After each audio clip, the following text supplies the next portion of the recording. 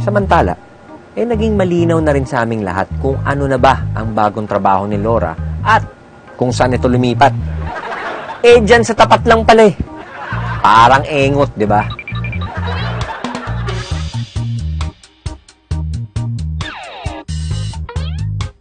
Oh, Laura! Kamusta ka naman dyan, ha? Ayos naman, Apolonia. Eto, buhay mayaman.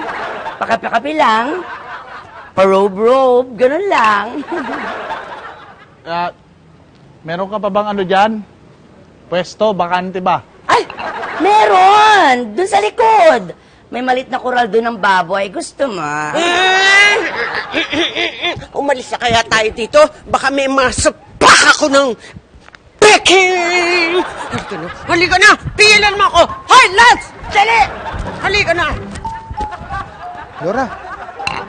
Laura! Oh! Wala namang kape dun eh. Ni wala ngang mainit na tubig. Uminom ka ng hangin. Ako nga, hangin lang ito iniinom ko. Ayan, wala naman laman yan, no? Diyos ko naman. Panggap-panggap pag may time.